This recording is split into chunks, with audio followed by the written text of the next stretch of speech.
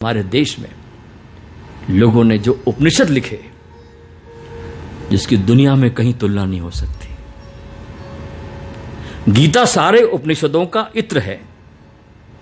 जितने भी उपनिषद है उन सब का इत्र कोई खोजना जाए तो वो गीता है। क्योंकि जीवन की अंतिम अवस्था में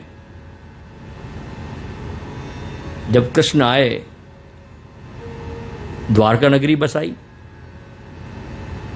इतनी बड़ी सोने की द्वारका नगरी जब बसाई तो कृष्ण को अपने भीतर मौन में डूबने का संकल्प पैदा हुआ, प्यास पैदा हुई कि मैंने मौन में जाना चाहिए। ये तो ठीक है, नगरी बस गई, सब कुछ हो गया। तब ये मौन का प्यास उनके भीतर जागृत हुआ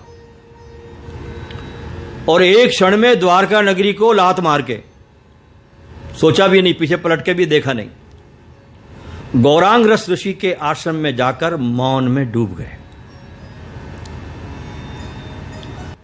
भीतर की प्यास, भीतर का संकल्प, अपने को जन्म देने की अदम्य प्यास कृष्ण में ठहरती नहीं, रुकती नहीं। हम तो कृष्ण को पूर्ण अवतार कहते हैं। तो गौरांग रस ऋषि के आश्रम पे जब कृष्ण मौन में चले गए और जब उस मौन के नशे से झूमते हुए उस ऋषि के गुरुकुल के आश्रम से बाहर निकले, तो at the age of 85 Mahabharat का युद्ध होता है, जब कृष्ण अब 85 वर्ष के हैं।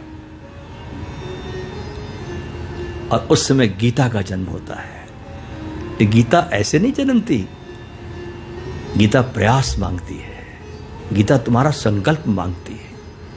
तुम कितने संकल्पवान हो, तुम कितने उस प्यास को जो तुमने भीतर पैदा किया है उसको तुम कितना संकल्प से जोड़ते हो। तो इस ध्यान साधना शिविर में आप एक संकल्प जरूर करें कि मैं यहां पर आया हूं या आई हूं